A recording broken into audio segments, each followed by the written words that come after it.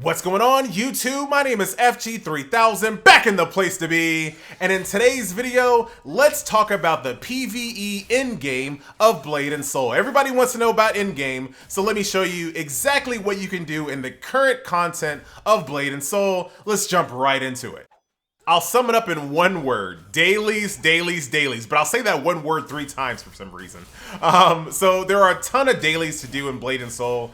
They start off with kind of the basic ones, and I'll kind of lead you through a typical day in the life of a daily quest grind here in Blade and Soul. So what you'll do is you'll collect basic daily type of quests where it's kill 5 of these, kill 3 of these. There are PvP ones, and there are also air quote PvP quest dailies. Now I say that with a little caveat. So in the PvE dailies, you go out, you kill mobs, you kill 10 of these, you kill 5 of these, you turn them in, the end. All quests can be turned in from your quest log. So once you collect them, you can turn them in while you're in the field. So it helps streamline them quite a bit. Also, to help streamline, there are these little boards that you can go up to and get all of the daily quests in that specific area just from that board. So as opposed to talking to 5 NPCs to get your daily quests, you go up to this little job board and you get all the daily quests in that little small area. So once again, there's a lot of streamlining in the daily quests. So if you've done daily quests in other MMOs, yeah, it's pretty much the same, but there are a lot of things that kind of speed it up. Like I said, the job board, as well as being able to turn in those quests while you're in the field. So those are your PvE quests. Now your PvP quests, air quote, is when you put on your faction's costume. Now, if you're not familiar with the way Blade and Soul works when it comes to PvP, there is no open world PvP unless you put on a specific costume, which makes you kill on sight to the other faction. So it's basically red versus blue. Now, with these PvP quests, you put on your red gear, you go to your NPC, you collect the quest, and then you go to the blue side of the map and you kill their NPCs. So world PvP can happen here. So if you're red and you're going to the blue camp and you're killing the blue NPCs, if another player is wearing his blue outfit, he can come and ruin your day. That can happen. But what I mostly see is a clan, what they'll do is they'll go to a channel that's kind of unpopulated as much as they possibly can, go to the NPC camp and just grind the NPCs out as fast as they can and go about their business. Keep in mind that these are dailies and most people are just logging in, they're trying to knock out their dailies as fast as possible and go off to the next one. So PvP really slows down progress, so a lot of people aren't really interested in doing world PvP when it comes to these. These quests were kind of designed to get people to conflict with each other, but really what most people do is they make a beeline towards the other faction's NPCs, kill those NPCs, and then go off and do the next quest. So now that concludes the very first leg of the daily quest grind here in Blade and Soul. Now the second leg is dungeons. Now you can either bring your friends or you can just jump into the dungeon finder. All of the groups will be basically instant queue. I doubt you'll have to wait more than 20 seconds for any of these dungeons, so definitely keep that in mind. So there are 4 blue dungeons that you need to do.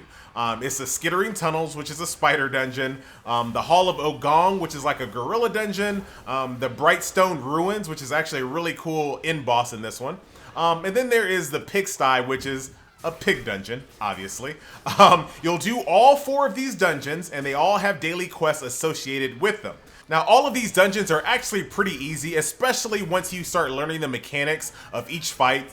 So as long as you have a group of level 45s, you should be able to knock these out with very few deaths and very few wipes for the most part. So now, quick recap. So your first leg was World PvP and World PvE quests. Your second leg are these blue dungeons. Now your third leg consists of this dungeon called Black Ram Supply. Now Black Ram Supply comes in a lot of different flavors, and depending on where you are in the game, you can basically do all of them. So there is a 4-man version, a 6-man version, and a 24-man version, but don't let that 24-man version fool you just yet.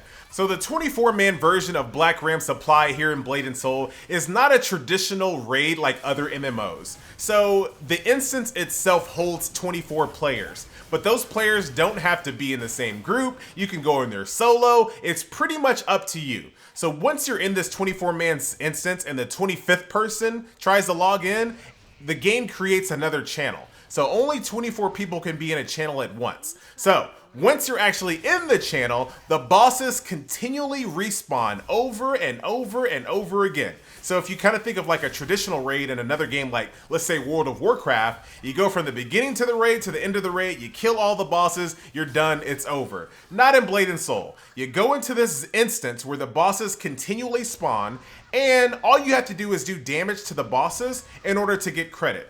While you're in the zone, there are also other mobs that are walking around as well that you can solo. So there are solo mobs, and then there are big group mobs that you have to fight in there as well. And pretty much every single mob and every single mini boss, as well as every single major boss in this zone, has a daily quest tied to it. So tons of daily quests to do in this one zone. You can spend maybe about 45 minutes to about an hour and a half in this zone.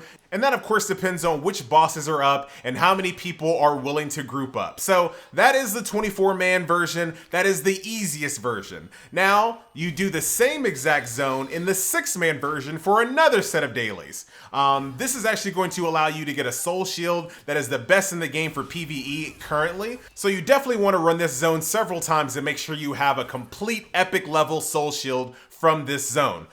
And that is it. When it comes to PvE, that is it. The only thing remaining is the 4-man version of that same exact zone, but the only reason you'll do the 4-man version is to get unique costumes and unique weapon skins. The mobs in the 4-man are way harder. They don't have telegraphs, so you only want to do this once you've kind of maxed out your character, or you just feel like you're really good and you have a really legit group that you can go in and knock that dungeon out with no problem. But that's where you'll get some unique hairstyles, unique costumes, and unique weapon skins when you do the 4-man version.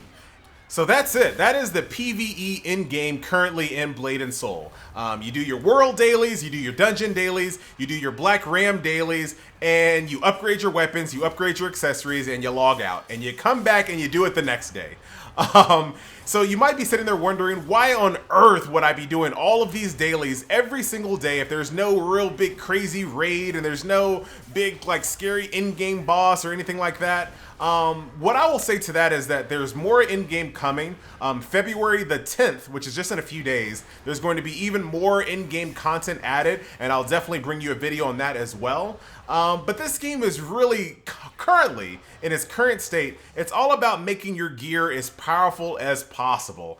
And in Blade and Soul, resources are extremely limited and extremely expensive. So most MMOs are just like a big gear grind, right? You run dungeons over and over and over and hope that your gear drops. In Blade and Soul, it's more of a resource money grind, right? You log in every single day, you do your dailies to get as much resources as you possibly can, and you finally upgrade your sword just to realize that the next upgrade that you need costs 10 gold, and the most gold you've ever had in your bank account was 3, right? It's crazy stuff like that that keeps people playing, keeps people doing their dailies, and preparing for the next in-game content to be added into Blade and Soul. So I still recommend this game. I'm past the honeymoon period. I see the game for what it is, and I'm probably gonna make a video of some of the cons of Blade and Soul to kind of level set all of the praise I'm giving it. But that is the current PvE in-game of Blade and Soul. Take it or leave it. Once again, my name is FG3000.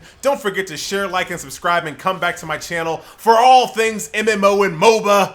I'll see you next video. Later.